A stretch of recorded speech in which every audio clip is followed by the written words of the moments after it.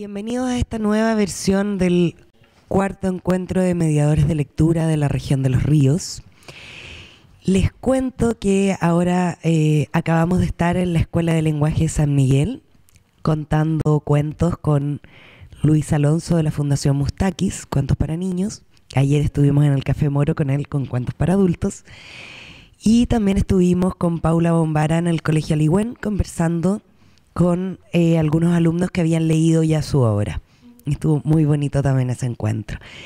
Además, bueno, mencionamos ayer, ¿cierto?, los viajes a las comunas, pero un poco especificarles que fuimos, Teresita Valdetaro fue a dictar un taller para encargados de bibliotecas CRA a la comuna de Futrono. Laura Roldán de Betach estuvo en Panguipulli conversando también en 2 escuelas, y ahí tenemos a la encargada CRA de Panguipulli que nos recibió muy bien con su club de lectores. También estuvimos con con Diego Ruiz en Corral, visitando 3 escuelas rurales de Corral, haciendo un taller precioso de cartas del género epistolar con niños, y en Los Lagos con Manuel Peña, que leyó cuentos en Camichibay y conversó también como autor con los niños de 2 escuelas de Corral en la biblioteca municipal. Así que, como ven, también este programa, además de estos días, hemos estado realizando varias otras actividades. Bueno, y hoy día ya es el segundo y último día. Y vamos a ver hartas sorpresas también hoy día. Voy a empezar con la presentación de Roberto Cabrera Valderrama. Y un poco, bueno, contarles, ¿cierto?, esto que ya hemos venido reflexionando, que el Fomento Lector busca potenciar el gusto por la lectura de calidad en todos los niveles de la sociedad. Para eso nos basamos en múltiples estrategias y materiales. Si bien toda la literatura, la buena literatura, es arte, en esta oportunidad nos queremos detener en el libro álbum, ya que nos parece interesante ver la relación entre el texto y la imagen como un entramado que despierta al lector un nuevo tipo de código, lo desafía a un nuevo tipo de lectura y lo enfrenta a diversas apreciaciones estéticas. Podemos definir el libro álbum como un texto en el que confluyen 2 lenguajes, el de la imagen y el de las palabras. Ambos dependen del otro para formar el significado global del texto. A diferencia del libro ilustrado, donde la imagen acompaña y refuerza lo escrito, en el libro álbum la imagen es también parte del mensaje y no puede leerse por separado. Para profundizar más sobre este tema, hoy tengo el honor de presentar a Roberto Cabrera. Él es licenciado en Letras, magíster en Literatura y doctor en Literatura por la Pontificia Universidad Católica de Chile. Su tesis doctoral fue la primera en Chile que se centra en literatura infantil, en particular en el libro álbum. Actualmente es docente de las universidades Católica, Diego Portales y Fundación La Fuente, dedicada a la implementación de programas de animación y fomento a la lectura. Bueno, los dejo entonces con la charla de Roberto Cabrera titulada Mira quién habla, el libro álbum en la actualidad de la literatura infantil.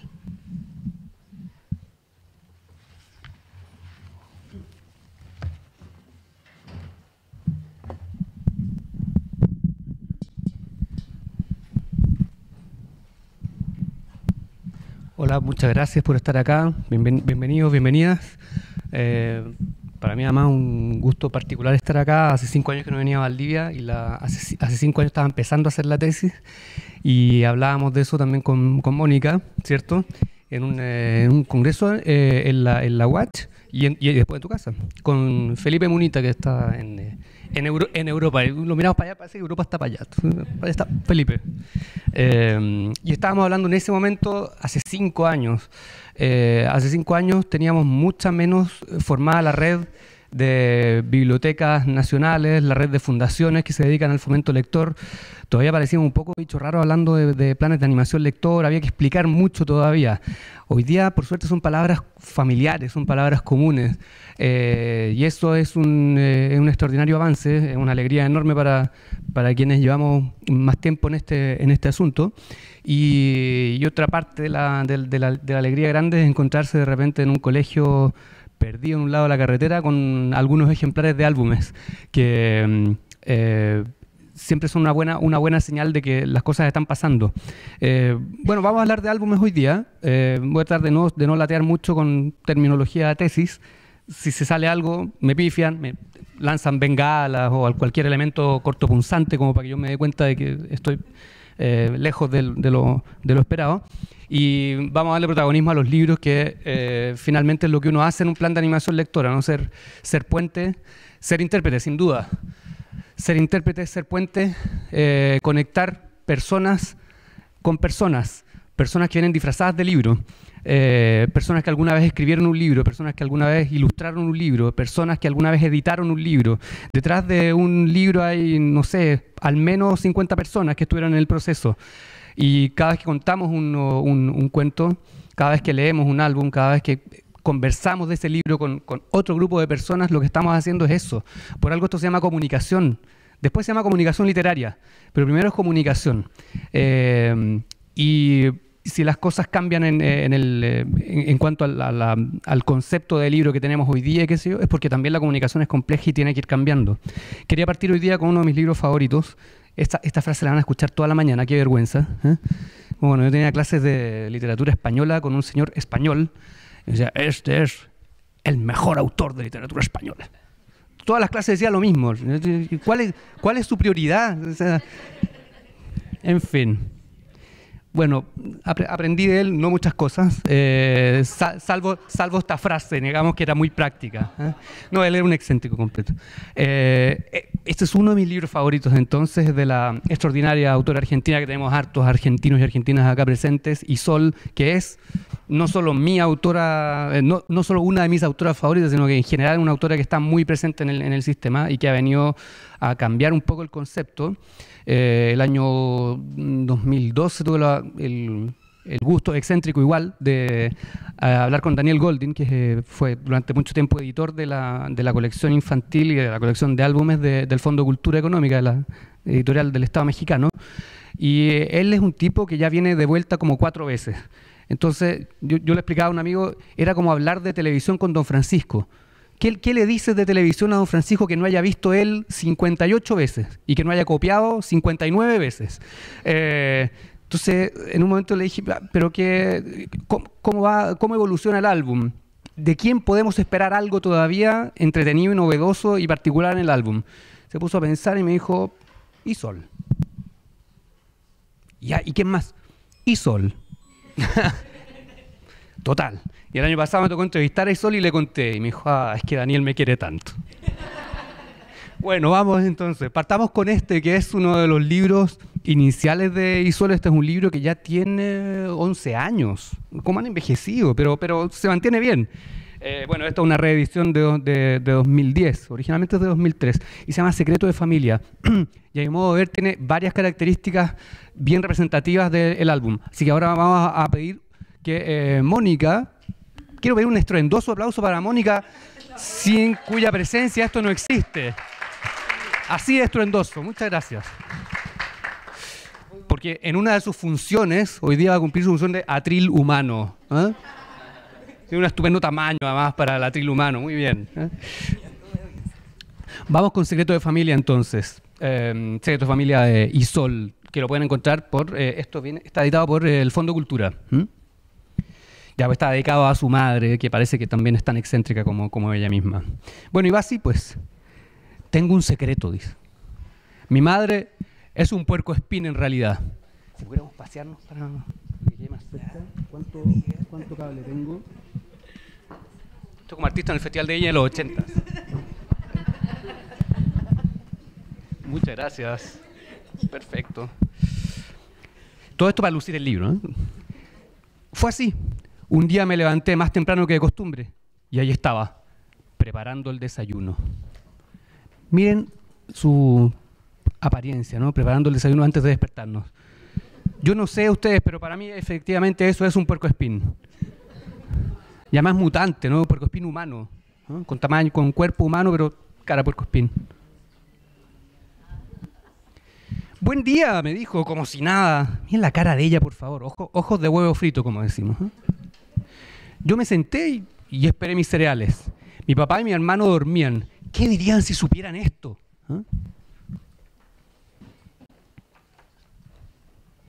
Pasé la mañana con mi amiga Elisa jugando en el parque, pero mi cabeza estaba llena de preguntas.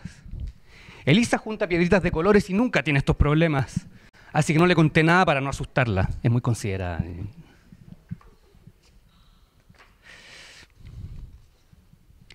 Cuando regresé por la tarde, mamá ya era la de siempre, con su moño y con su vestido de flores. Pero a mí ya no me engañaba.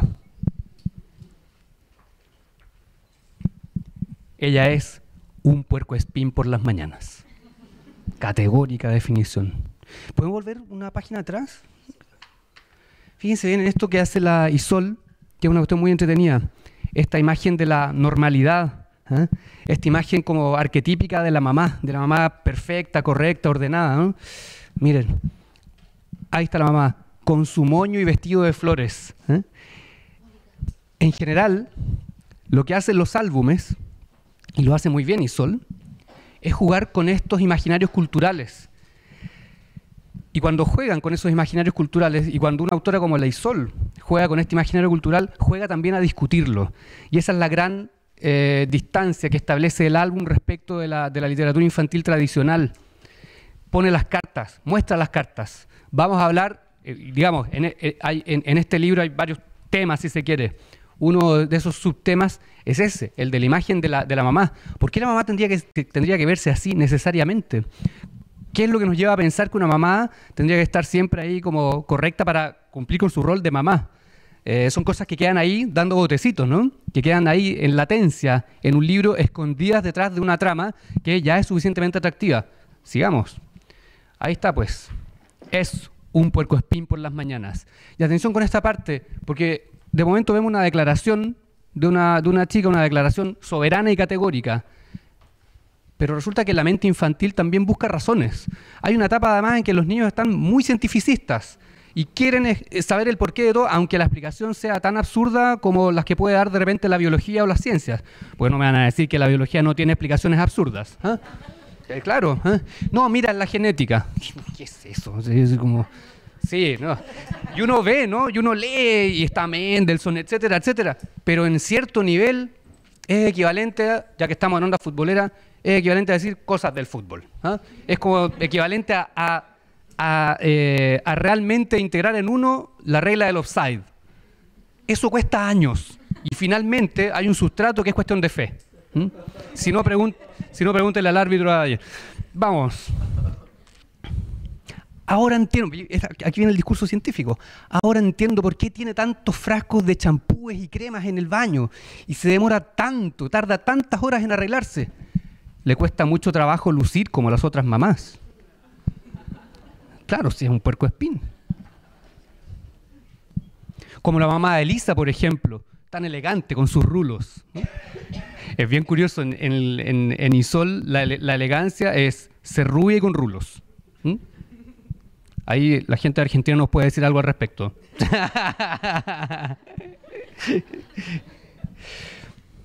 Lo peor es que la otra mañana me miré en el espejo y algo en mí también se ve bastante raro. Mira esa imagen que cuando yo la vi yo pensé de inmediato en el grito de Edvard Munch. ¿Eh? Es idéntica. Y el paréntesis terrible de angustia. ¿A qué edad se empiezan a comprar esas cremas? ¿Eh? Con Elisa jugamos a vestirnos de señoras. Por favor, esa imagen de vestidas de señoras. ¿Eh? Viejas chicas, como diríamos acá. ¿Eh? Disfrazadas ahí de. Pero desde ese día temo que se dé cuenta de que somos tan distintas.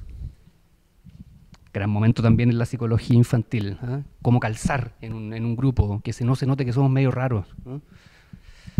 Y que cuando crezca, quizá yo también sea un puercoespín. Primeras aproximaciones a la genética. ¿Eh? Últimamente estoy muy nerviosa, así que le pido a mi mami que me deje pasar una noche en casa de Elisa. Al fin, un poco de normalidad. La cena con sus padres estuvo deliciosa. Miren cómo cambia la coloración. ¿Eh? Aquí estamos en un espacio dorado, ¿eh? Literalmente dorado. Está amarillito, más cálido, no ese azul angustiante que está viviendo ella en su casa. En el fondo es como representación del paisaje psicológico llevado a este espacio físico. Después Elisa me muestra su colección de piedras. Charlamos y nos vamos a dormir. Carrete perfecto cuando tiene 5 años. Después no cambia mucho, después solo se agregan tragos y listo. Es lo mismo. En fin, y algo más. Sí, me duermo, pero sigo alerta, porque me tengo que levantar bien temprano para ir a arreglarme. Por suerte traje mi peine y mis broches. Sí, pues tiene que mantener su apariencia, ¿no? Si no la van a pillar, que es un puercoespín en miniatura. ¡Lista! Mira qué preciosura. ¿Y ese ruido? ¿Ya hay alguien en la cocina?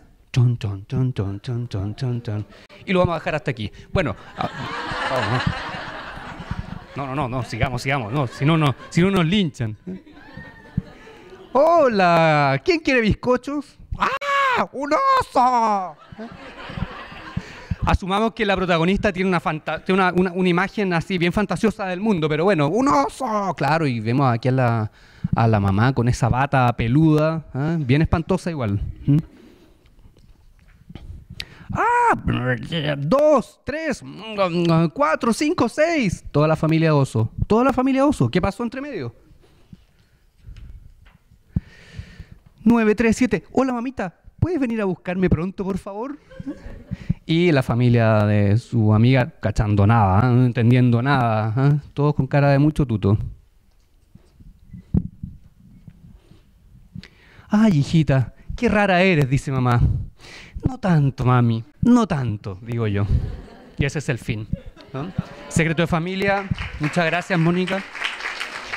Muchas gracias. Ya, ahí tenemos un buen ejemplo de cómo funciona un álbum. Funciona en base a la combinación de palabras con imágenes. Sí, eso es bien notorio. Funciona en base a relatos breves. También es bastante notorio. Ya vamos viendo condiciones claves del álbum, como para reconocer el género, ¿no? Y en base a qué funciona. Muchas veces funciona a base del humor. ¿Por qué? Bueno, hablar con el humor en la literatura infantil es un recurso bastante antiguo.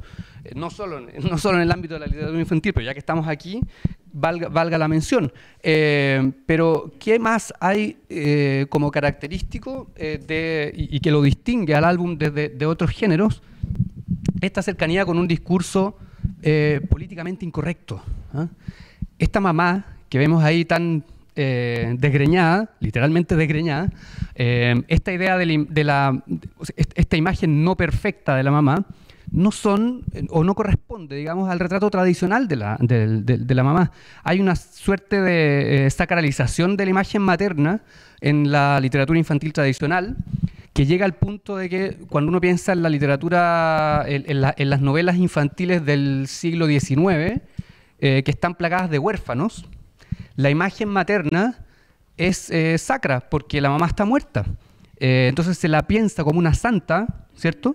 O como una especie de mártir. Normalmente las mamás han muerto en espacios de guerra o por una enfermedad de aquellas de ese momento. Estoy pensando como en los textos de Héctor Malot, ¿no? De En familia, sin familia, esos textos que nos hicieron llorar a generaciones enteras y que no conforme con eso los japoneses después convirtieron en monos animados. Marco, Remy, esas cosas terribles. Que es nuestra iniciación a las teleseries en el fondo.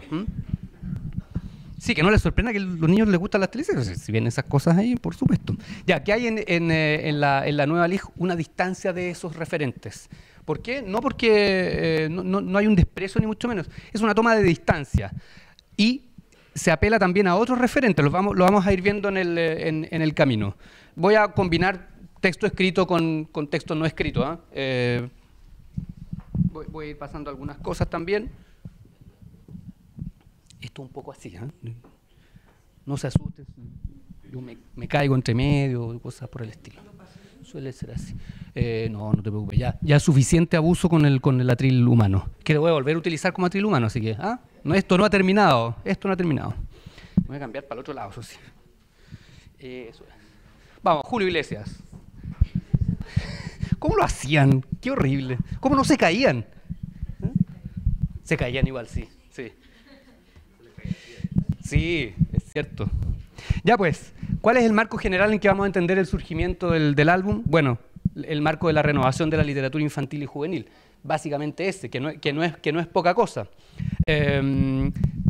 por ahí si les interesa, está este texto de la Teresa Colomer, la introducción a la literatura infantil y juvenil, que es un texto que para cualquier investigador elige algo así como la Biblia en español. Tiene grandes ventajas ese texto. Uno, que es principalmente un texto informativo. O sea, si queremos saber qué ha pasado en los últimos 40 años en el escenario de la literatura infantil, hay que leer ese texto. Introducción a la literatura infantil y juvenil de Teresa Colomer. Si lo googlean no van a encontrar nada. Van a encontrar sueltos algunos pedazos, pero la Colomer esto no está saliendo, ¿no? No, perfecto. No está saliendo en vivo, ¿no? Teresa, muchos saludos. No, hay una enorme protección de los materiales impresos de esta autora. El libro se consigue, ¿no? Pero un poco caro. Lo que sí pueden entrar es al sitio de la Universidad Autónoma de Barcelona, donde ella lidera un grupo de investigación que se llama Gretel. Si quieren lo googlean. Gretel, como Hansel y Gretel. Gretel, que en sus siglas catalanas es como Grupo de Investigación en Textos Literarios Infantiles. Y ahí sí se libera material. Se libera material en español y en catalán. Gretel. Googleen ahí Teresa Colomer Gretel y van a llegar a la página y pueden descargar no pocas cosas. Hay trabajos también de nuestro Felipe Munita, que es el... Exacto. Claro, la Teresa Colomer es la guía de tesis de Felipe, y Felipe es el único Hansel en este grupo de Gretel. Mira qué belleza. Literalmente. Ya, pues, ¿qué uno puede concluir entre otras cosas del texto de la Colomer? Que la LIG hoy día cuenta con un muchísimo mayor grado de autonomía estética, digamos. ¿Qué quiere decir eso? Que está más distanciado del discurso netamente pedagógico. ¿Qué se esperó de la literatura infantil durante años? Que fuera funcional a los contenidos del colegio. Es decir, que fuera formativa, que fuera moralmente formativa, que fuera formativa también en términos de lenguaje y qué sé yo. No se ha abandonado del todo ese asunto, sin duda. La LIG sigue siendo formativa, por ejemplo, en términos de ampliación del léxico. Y ahí, cuando a mí me toca hacer clases a futuras educadoras de párvulos, digo, cuando estemos leyendo un álbum y aparezca alguna palabra que pueda darnos a confusión, yo siempre recomiendo leerla y jugar al sinónimo inmediato. Si aparece, no sé, y entonces recibe una bofetada, o sea, una cachetada, y seguimos, para no perder la fluidez, pero de inmediato aclarando el asunto para que no se nos quede nadie colgado. Y si aún alguien se quedara colgado, hay que darle el espacio en el mismo momento, porque han de saber ustedes, los niños son gente ansiosa. Son gente ansiosa y son gente con un ego muy particular. Solo comparable al de un futbolista top. Se creen y son prioridad 1. Entonces, si su respuesta no es respondida en el momento, es complicado. Además, voy a decir algo políticamente incorrecto. ¿Podemos? ¿Sí? ¿No hay nada del Servicio Nacional de Menores por aquí cerca? Tienen un poco memoria de perrito. Se les olvida la cosa a los 5 minutos. Si no es muy, muy importante. Pero los enojos, por ejemplo, las causas de los enojos. ¿Y por qué estabas tan enojado? Yo estaba enojado, claro. Hay un gran texto de Satoshi Kitamura sobre eso, que se llama Fernando Furioso. Muy recomendable. La pataleta universal de Fernando Furioso, y al final... ¿Y por qué yo estaba tan enojado? No me acuerdo. Ya ha destruido el planeta entero el enano. ¿Sí? Japoneses. Ya. Entonces, ¿nos hemos distanciado del discurso pedagógico? Sí, pero en el ánimo también de cambiar las prácticas en el colegio. Si tampoco se trata aquí de poner fuego sobre lo que se hizo antes y partir de cero. Esto no es la vanguardia artística del siglo XX, de inicio del siglo XX. Esto no es un ismo, no es un cubismo surreal. No. Aquí es... De lo que se trata es de renovar la actividad, siempre considerando la tradición. De hecho, hoy día vamos a mostrar algunos álbumes que dialogan muy directamente con la tradición del origen mismo de la LIG, que son los textos folclóricos europeos, y que están reescritos constantemente. Bueno, ayer entiendo que ya Diego se lució, ¿no? Contando una Caperucita Roja de la Marjolaine Le Ray, ¿sí? O algún grupo. ¿Quién lo escuchó? Ahí está tu sector, ¿eh? Ahí está tu sector. Ya.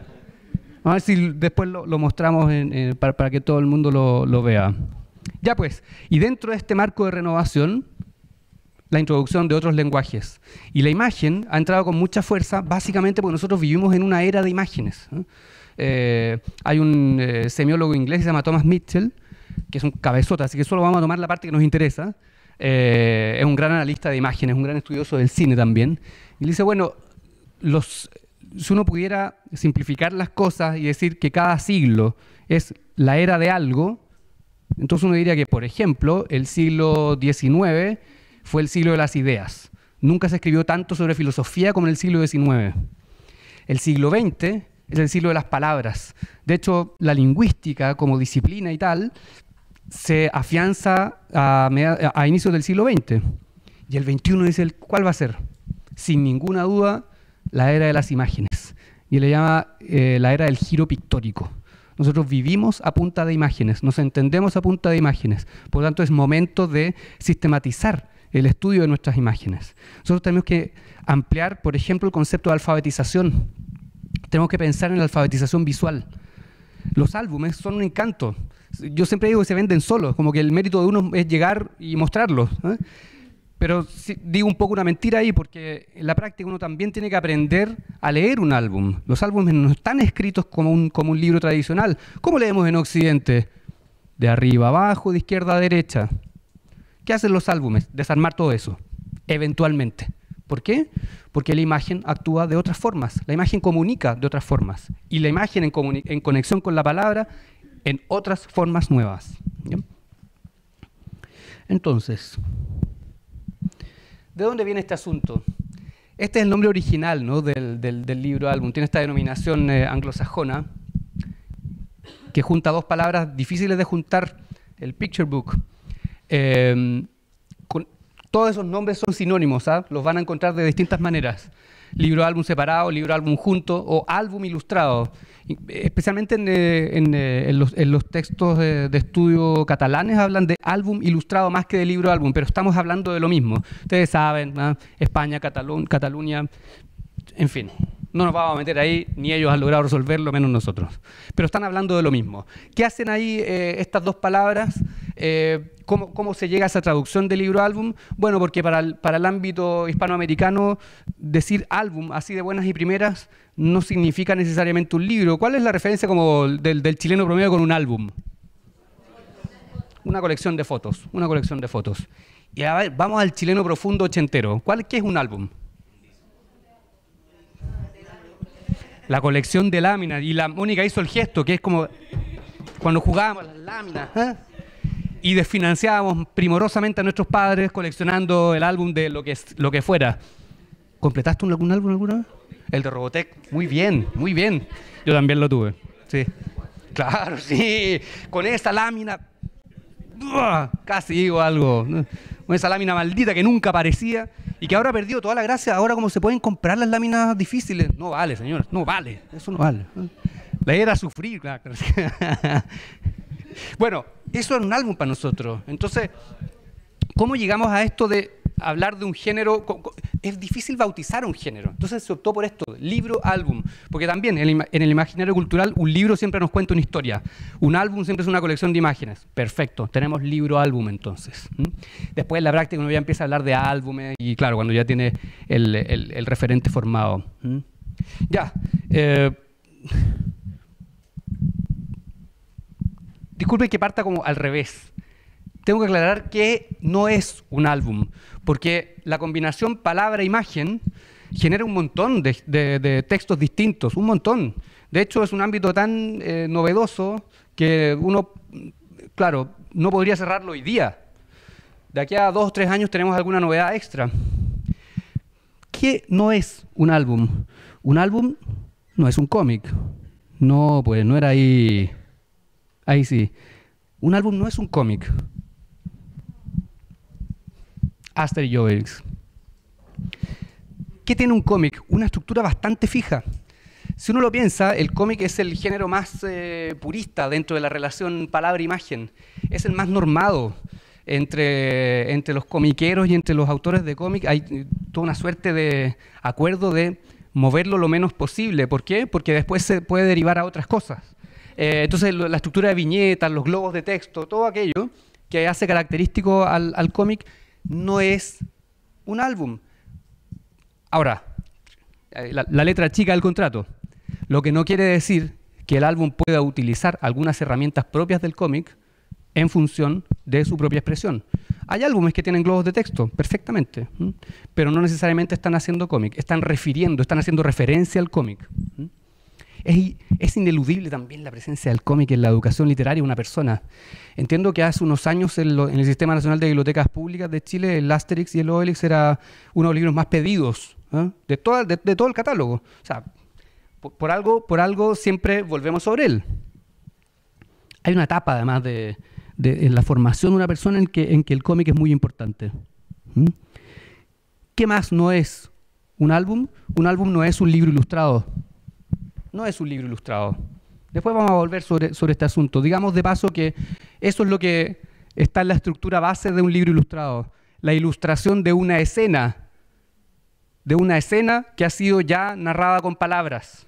Eso es un libro ilustrado. No lo estoy denostando ni mucho menos. Hay estupendos libros ilustrados y creo que uno de los efectos colaterales del avance del álbum ha sido mejorar la calidad de muchos libros ilustrados. Hace unos días estuvo en Santiago y antes había estado en Buenos Aires un ilustrador francés buenísimo, se llama Benjamin Lacombe. Yo creo que la gran mayoría de los textos de Lacombe son ilustrados, son libros ilustrados, buenísimos, de un preciosismo absurdo. Son objetos de colección, son para el fetichista del libro, ¿no? En rigor, yo creo que él no tiene álbumes. Podemos discutirlo. La gran mayoría son libros ilustrados, pero no son cualquier libro ilustrado. O sea, esa ilustración dice cosas específicas. No es un agregado, no es como el menú diario, ¿no? Bistec con agregado. Así que, ¿qué hacía el libro ilustrado? Nos regalaba una imagen de repente. Ese regalo tenía que ver con hacer la lectura más fluida, descansar la vista, ayudar a un lector que, en fin, necesitaba un espacio de imagen concretamente, pero incluso pasaba con el libro ilustrado, que en algunas ediciones venía la ilustración en una hoja aparte. Disculpen el recuerdo, es un niño que creció en los 80, con muy pocos recursos. Soy orgulloso hijo de la educación pública y teníamos re pocos libros en la biblioteca y había algunos ilustrados preciosos y no faltaba el cabro malandra, joven delincuente, semilla del mal, etcétera, etcétera, que seducido por la belleza de la ilustración, cuando no lo veían, la arrancaba y se la llevaba para la casa. Terrible, un crimen, cárcel completa para él.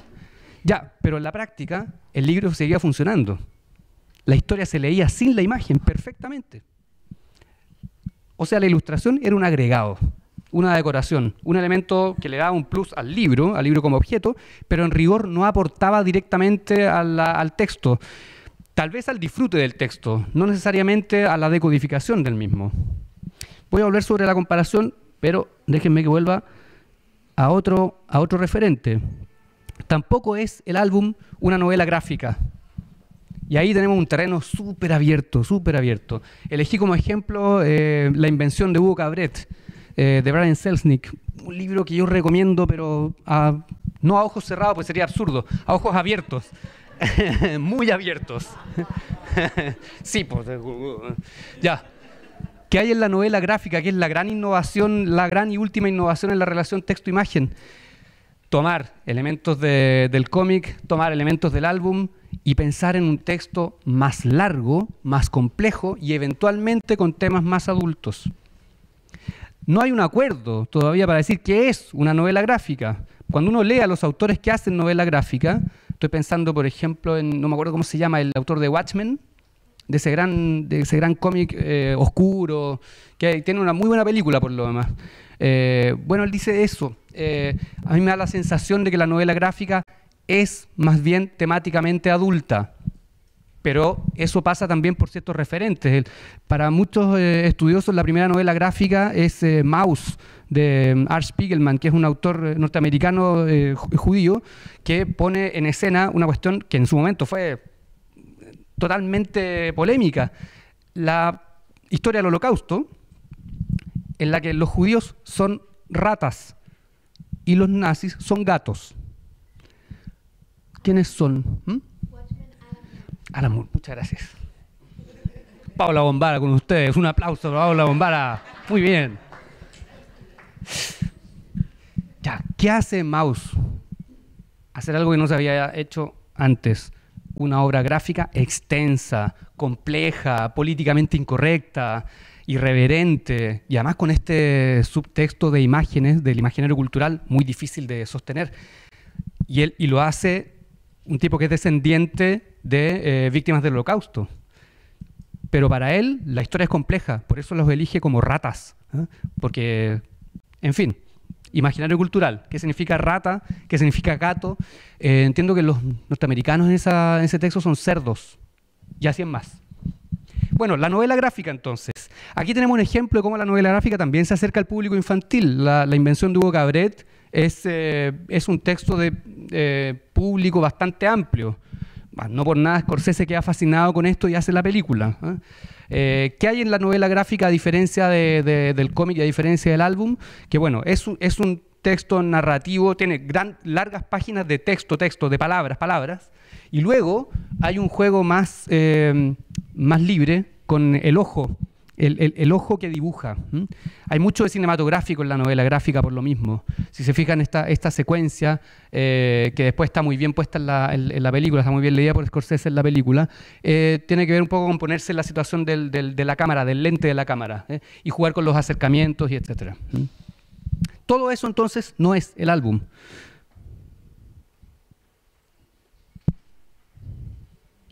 Si uno piensa en el álbum, se mete con este problema del origen impreciso. Ahí hay toda una discusión muy entretenida por lo demás, muy entretenida para gente ñoña como uno que se dedica a esto, en fin. Nerds. Bien, origen impreciso. ¿Cuáles son los referentes de esto? El primero es un libro horrible, pero fascinante al mismo tiempo. Se llama, como pueden ver ahí desde mucha distancia, porque está muy clara la letra y todo, ¿cierto?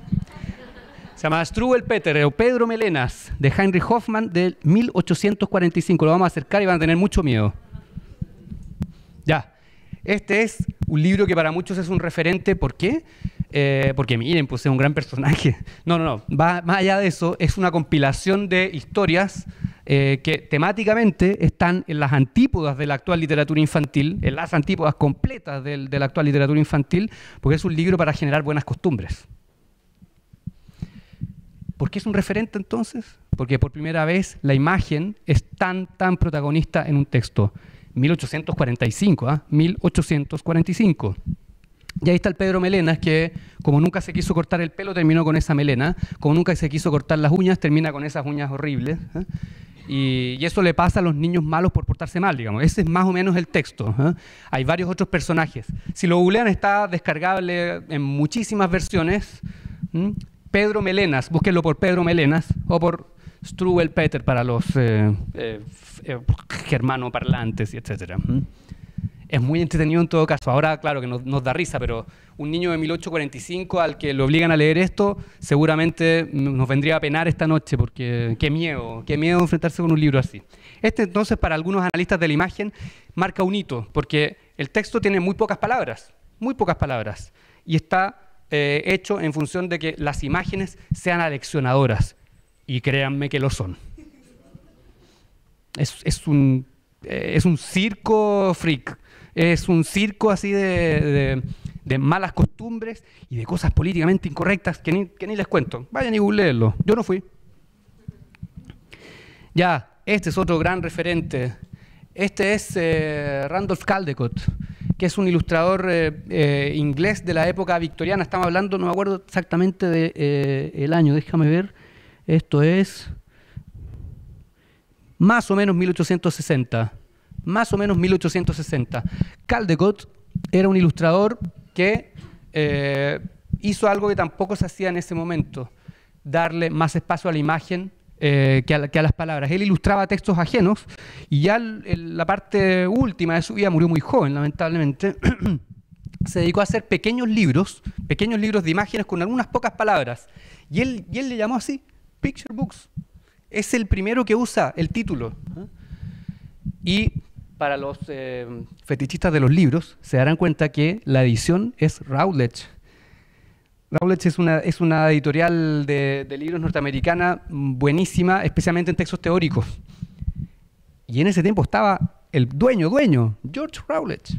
Es un pedacito de historia esta imagen. Y lo que hace aquí Caldecott es hacer la típica historia de la lechera. ¿Se acuerdan de la lechera? La que lleva la leche en el pueblo, o camino al pueblo y va sacando las cuentas más felices de la historia, casi como la selección chilena. si ganamos hoy día... Esto es madera, ¿sí? Nada de lechera aquí. Bueno, hace su propia versión ilustrada de la lechera, pero esta vez dándole mucha más importancia a la imagen. Tiene varios pequeños libritos de los que él llamó picture books. Ahora, como él murió joven, su legado se mantuvo oculto durante mucho tiempo. La obra de Caldecott es rescatada recién a mediados del siglo XX y no de cualquier forma. El principal galardón para un ilustrador en el mundo anglosajón se llama la medalla Caldecott. Así de categórico fue su rescate. Bueno, y para otros, este es el primer álbum como tal, el primer álbum contemporáneo, donde viven los monstruos, que tiene las peores traducciones de la historia, ¿no? ¿Cómo se llama? Claro, ¿cómo se llama originalmente este libro? Where the Wild Things Are, ¿eh? Donde están las cosas salvajes, donde está lo salvaje, podríamos haberle dicho. Pero claro, la traducción optó por hacerlo más amplio, hacerlo derechamente más infantil. Este libro de Sendak es del año 63, tiene sus buenos años ya. Y como tal, como buen libro innovador que es, no estuvo exento de polémica. Le fue mal en su momento. ¿Por qué? Porque tenía un par de elementos bien políticamente incorrectos. De partida al inicio, ¿no? ¿Se acuerdan de cómo parte donde viven los monstruos? Max está haciendo travesuras de un tipo y de otro, y la mamá lo manda castigado y dice: eres un monstruo, con mayúsculas. Y como respuesta lo obtiene: sí, y te voy a comer. Esa página provocó que el libro estuviera prohibido en varios estados de Estados Unidos. ¿No hay ningún estadounidense presente? Las asociaciones de padres de ciertos estados son del terror. No sé si conocen ese gran libro de análisis, se llama Psicoanálisis de los cuentos de hadas, de Bruno Bettelheim. Bueno, ahí Bettelheim hace ese libro como respuesta a una serie de asociaciones de padres norteamericanos que habían pedido la prohibición de los cuentos de hadas en sus colegios. Pedía la prohibición de Caperucita Roja porque incitaba a la pedofilia. Yo creo que el nivel de comprensión lectora de esa gente es paupérrimo. O sea, incitación a la pedofilia, mira, sé pedófilo, te van a abrir la guata al final. Como, no entendieron nada, nada de nada. En fin, ya pues, lo que hace el Donde viven los monstruos es abrir seriamente el espectro de las relaciones entre texto e imagen. Y por eso también lo valoramos como un referente. ¿Por qué? Bueno, porque lo que hay aquí en Donde viven los monstruos es la apertura hacia un espacio en que la imagen dice muchas cosas sin utilizar las palabras, que va a ser la gran base para el desarrollo posterior del álbum. Ya, lo habíamos medio visto, ¿no? Finalmente el álbum tiene como antecedente el libro ilustrado, pero es un antecedente, pero también es un distanciamiento. ¿Qué tenemos aquí en esta edición particular de Cuentos de Hadas? Una escena ilustrada, ¿sí? ¿Cierto? Una escena de las tantas que va narrando el libro. Entonces, yo quise poner esta imagen como para que se entienda también la diferencia fundamental que hay entre un álbum y un ilustrado. Una estructura así no va a estar nunca en un álbum. Así de categórico. Independiente de que haya álbumes que tienen más texto que el promedio. ¿Cuántas palabras tiene un álbum? No hay una regla. Pero sí es muy claro que las palabras que tiene que usar un álbum tienen que ser las precisas, tienen que ser pocas. ¿Y por qué? Por una cuestión de lógica. ¿Para qué vamos a describir algo que ya estamos viendo? El factor de la imagen es este.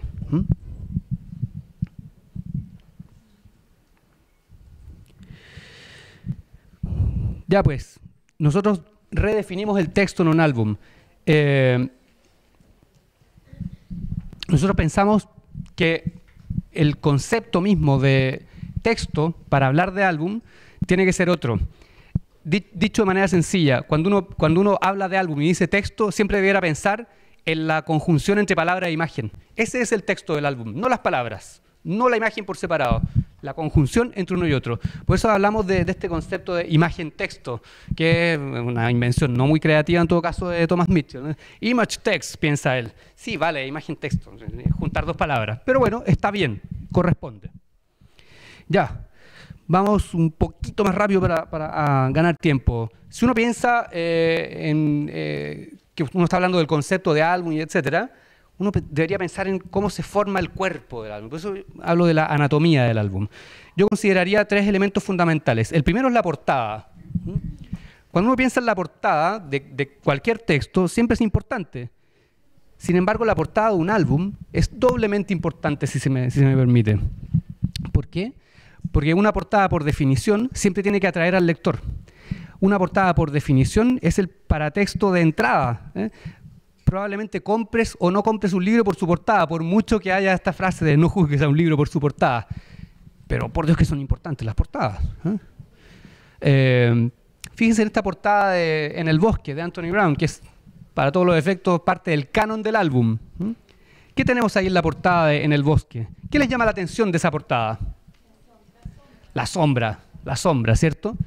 La gente empieza como cuando está recién acostumbrándose al álbum, empieza con cosas así del tipo, está todo en gris o blanco y negro y este personaje está en color. Ya, perfecto. Y entonces empieza a aproximarse al álbum desde sus categorías habituales y de repente captan el detalle de la sombra. ¿Por qué nos llama la atención la sombra? La sombra no corresponde a la imagen que debería proyectar una figura humana. ¿Y qué figura es la que proyecta? ¿Qué figura es la que proyecta la sombra? ¿Quién dijo conejo? Que levante la mano. ¿Quién dijo conejo? Al oculista de inmediato. ¿Dónde ve un conejo? No. Por supuesto que sí. Fíjense que ahí tenemos las orejas, la cabeza y el cuerpo. Y esto en el marco, muy bien, y esto en el marco de la literatura infantil no es cualquier cosa. El conejo es de los animales más importantes en la historia de la literatura infantil. El conejo de Alicia, por ejemplo, que curiosamente también vive en el medio de un bosque y que va a provocar que Alicia conozca otro mundo. ¿Qué significa que este chico que está ahí, además yo escuché en un momento, alguien dijo como Caperucita Roja, Caperucita Roja.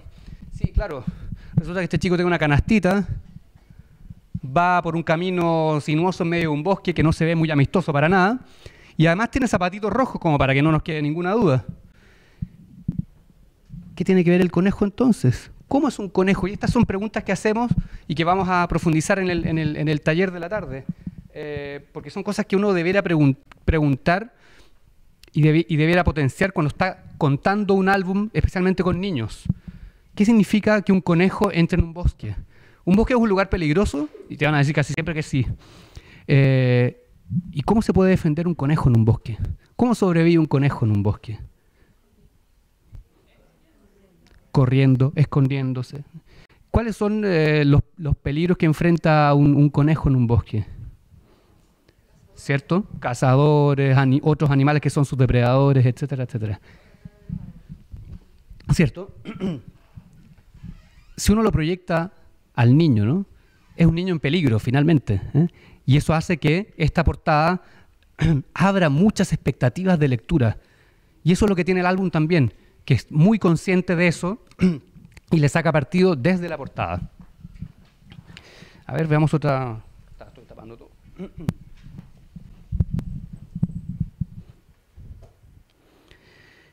Miren qué buena portada esta. De esa dupla de locos que son John Cheska y Lane Smith, que son muy, muy recomendables, son autores norteamericanos. Voy a después leer un pedazo de uno que es, otro de mis libros favoritos, y ese se llama La auténtica historia de los tres cerditos, por S. Lobo. Es la versión que nunca escuchamos. Y como pueden ver, esto es parte de un periódico, ¿cierto? La portada refiere a un periódico que dice El Diario Lobo. Y quien está sosteniendo el Diario Lobo es un cerdo. Miren la pezuña que sostiene el diario y que lo arruga con violencia. ¿Por qué? Porque ahí estamos viendo la versión del otro lado. ¿Qué hay aquí entonces? También una entrada al texto que hace que generemos unas expectativas particulares. Se supone que vamos a leer un libro, pero este libro parece un diario. ¿Qué trae un diario? Noticias. Entre otras cosas, cada vez menos, pero bueno, sí, trae noticias. Trae noticias. Y las noticias las leemos desde un cierto marco. Se supone que las noticias son verdaderas, a diferencia de la literatura, que es ficción. Breve paréntesis. Cuando estoy tratando este tema con niños, incluso les digo, hay un escritor que se llama Mario Vargas Llosa, que era un gran escritor, ahora un señor muy cagá, pero eso no se lo digo a ustedes. Pero cuando era un gran escritor, hizo un gran texto que se llama La verdad de las mentiras. Y la verdad de las mentiras dice, en resumen, ¿por qué nosotros seguimos leyendo literatura si son básicamente mentiras? Las ficciones, ficción es un nombre elegante para decir mentira. ¿Existieron Romeo y Julieta? No, no existieron. Por mucho que en Venecia y en Gerona, absurdo, haya devoción para los amantes. Y la gente va y les tira flores. Y uno dice, ¡ah! ¿Qué pasa? No importa. Se venció el límite entre realidad y ficción. ¿Por qué seguimos leyendo ficciones si sabemos que son ficciones, sabemos que son mentiras? Son entretenidas. Y lo otro que dice Vargas Llosa en ese texto es porque esas mentiras se parecen enormemente a la vida real y nos sirven para ver el mundo real desde una perspectiva a la que por medio de otro lenguaje no llegamos. Entonces, parece que vamos a leer una verdad en este texto y resulta que nos estamos metiendo en el terreno de la ficción.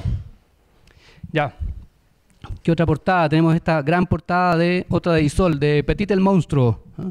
Gran libro. ¿Lo conocen a Petit? Muy recomendable. Petit el Monstruo es un texto bien emblemático de la actual literatura infantil. Es un texto que se mete en un problema moral sin dar ninguna solución.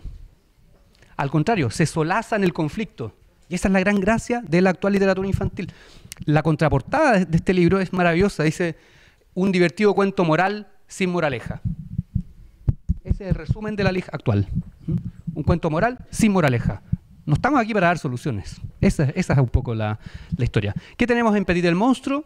Una portada dividida en dos, en colores aparentemente contradictorios. No, la luz distorsiona un poco el asunto, pero uno es naranjo y el otro es verde. Tenemos a un conejito por un lado y a un perro salvaje por otro. Tenemos un cielo despejado y un cielo nuboso aquí. Y lo que tenemos también como elemento tan relevante es que tenemos a este niño que se ve una dulzura, medio deforme como son los dibujos de Isol, pero con una sombra siniestra por detrás. Todo eso entonces nos va a servir también para generar esta expectativa de quién es Isol, quién es Petit. Ya, otro elemento relevante en la anatomía del álbum son las guardas. Son estas páginas iniciales, ¿cierto? Son estas páginas, gracias. Son estas páginas iniciales al libro que en el caso del álbum son muy bien aprovechadas. ¿Por qué? Porque se trata de sacarle partido a todo el espacio del libro para ir entregando pistas que son más o menos certeras o más o menos mentirosas.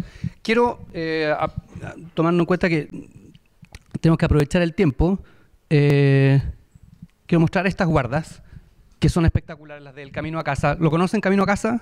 ¿Sí? ¿Quién conoce Camino a Casa? Que levante la mano. Ya, un texto conocido. Ya, el Camino a Casa es un gran texto, no solo porque tiene una gran conformación y todo, sino porque nos muestra también que los álbumes no necesariamente tienen que ser siempre graciosos o hilarantes y todo, también nos pueden llevar a ciertos grados de reflexión. Me dicen por interno que tengo que leerlo. Sí, ¿me acompaña Diego? Perfecto. Diego con nosotros. Cuando digo Diego con nosotros es un aplauso categórico. Lo hacemos a medias, ¿te parece? ¿No? Okay. Ahí está el Camino a Casa. Partamos con... apliquemos un poco, ¿no? La portada. Tenemos una portada, ¿cierto?, que ya nos abre la expectativa. Tenemos a esta chica que está en brazos de algo así como un animal, un monstruo. Nosotros siempre preguntamos, ¿y qué animal será? Y ya salen una serie de especulaciones. Casi siempre es oso, león, yeti. Después hacemos apuestas de quién la chuntó y etc. Aquí tenemos entonces la primera guarda, ¿no? Tenemos dos tipos de huellas, ¿eh? Huellas humanas y huellas animales. Y ahí la gente dice, ah, claro, son las huellas de ese animal. Y ahí le da más elementos también para pensar en qué animal será. Y cuando estamos en plena especulación, aparece la imagen del león y ahí ya sabemos qué animal es, y etcétera. Acompáñame de vuelta a casa. Hay una fecha, 1948. Clave, ¿cierto? Para tener con quién hablar y no dormirme en el camino. Pero una gran imagen esta, cuando vemos que en este doble discurso, el de las palabras y el de las imágenes, está también el doble discurso del adulto y del niño. Cuando el león va pasando, los espantados son los adultos. Los niños están felices con el paso de este león. El largo camino que me aleja de la ciudad. Imaginario cultural. ¿De dónde es este libro? Claramente latinoamericano. Claramente latinoamericano. Es una gran respuesta desde los hacedores del género en nuestro territorio. Un dato nomás. Hay un concurso de álbum de España, de la zona de Compostela, que ya tiene 5 versiones. 4 han sido ganadas por latinoamericanos. O sea, no estamos haciéndolo mal. A eso vamos.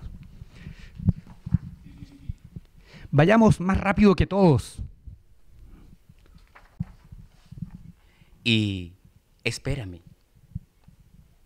Y eso, más latinoamericano todavía. Esta escena me encanta porque además es como una escena doble, ¿no? Tenemos por este lado esta parte más dramática, ¿no? En que tenemos a esta chica que ya se veía muy chica, pero está recibiendo una guagua, ¿no? Que claro, después vamos a saber a qué pertenece. Y al mismo tiempo, en la plaza tenemos a este león durmiendo, conversando muy atentamente con un gato y un ratón, y al lado una pareja haciendo lo que hace una pareja en una plaza pública, y es muy gracioso porque ella está aterrada con el león y hace un movimiento tal que lo deja muy contento a él. Los álbumes. Entremos juntos al barrio. A la tienda donde ya no tenemos crédito. Pero tenemos un león, así que filo con el crédito. Come con nosotros. Y vemos ya cada vez más exacerbada la precariedad que se adivinaba en la niña, ¿no? Que no solo es pequeñita, sino también vive en condiciones de pobreza. Y tiene que subirse un par de cajoncitos para llegar a hacer la olla. Y la comida es para su hermano, suponemos, o algo así. Y el león que está invitado a la cena. Y si quieres, espera a que mamá vuelva de la fábrica. Y vemos por primera vez a la mamá, a quien nunca le vemos la cara. Muy al estilo de lo que hace Anthony Brown en el libro Los cerdos, ¿no? De una mamá muy disminuida, exacto, muy en sepia en ese caso. Preciosa página esta. Puedes irte de nuevo, si quieres. Miren, es como si las palabras efectivamente salieran de la boca de la niña, y con las palabras también se va esta imagen del león, que ya vamos a redondear. Pero vuelve cuando te lo pida. Y en esa imagen, que está muy oscura porque está de noche, porque está en un dormitorio que se viene abajo, tenemos una pequeña imagen de una fotografía familiar, que por supuesto pueden ver ustedes muy bien desde cualquier distancia, ¿no? No se preocupen. Ahí está. Y lo que vemos ahí es, por un lado, esta imagen de la familia en otro momento histórico. Vemos a este papá, al que nunca vimos antes. Muy melenudo, ¿no? Una foto como setentera o comienzos de los 80, ¿cierto? Muy melenudo. Y ahí es donde los niños dicen, ¡ah! El papá es el león, la melena, claro. Y por si no queda alguna duda, el otro elemento, ¿no? En los diarios que hay sobre la mesa dice, Familias de desaparecidos, 1985. Y de repente el libro se nos abrió infinitamente. Y las huellas de cierre, las guardas de cierre, cambian entonces las huellas de león por las huellas de un adulto, y el libro se expandió hasta el infinito. Diego, muchas gracias.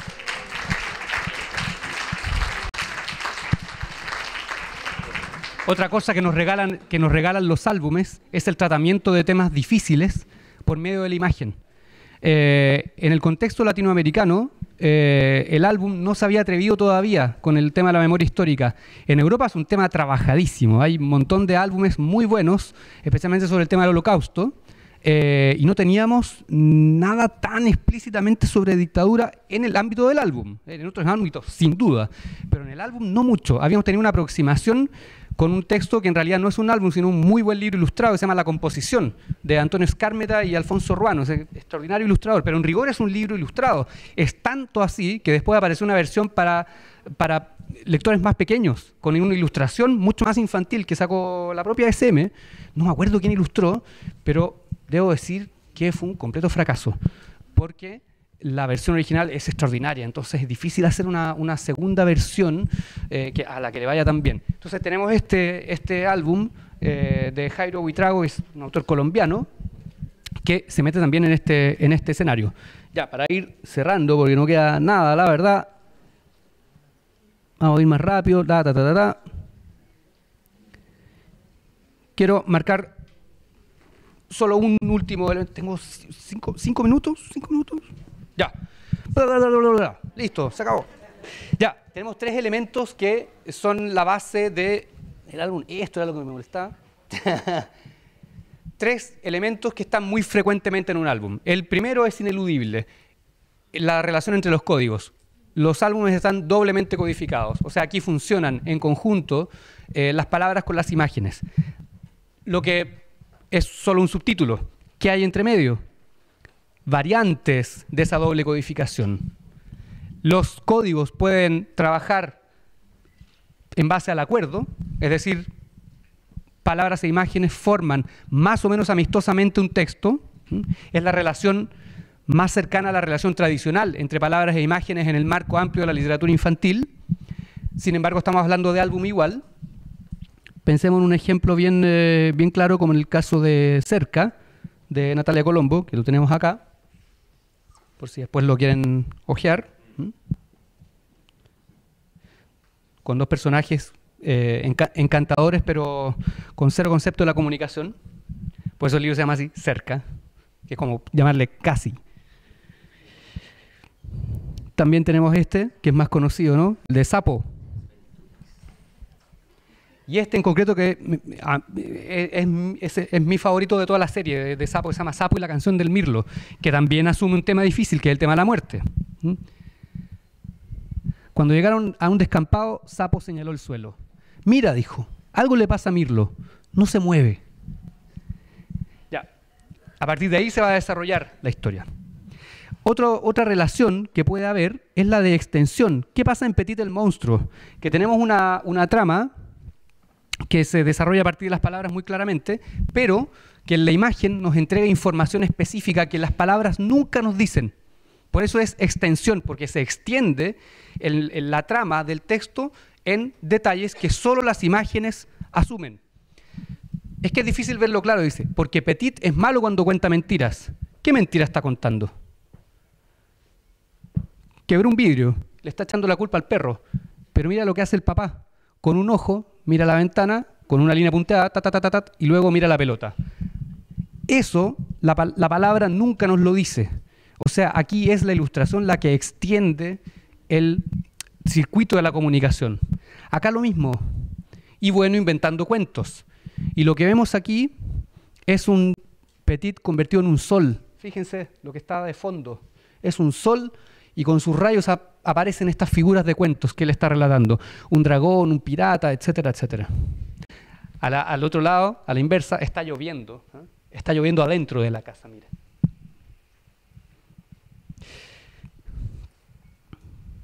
Bueno, ya lo habíamos visto, la portada en el bosque, ¿cierto? También se extiende el significado más allá de lo explícito.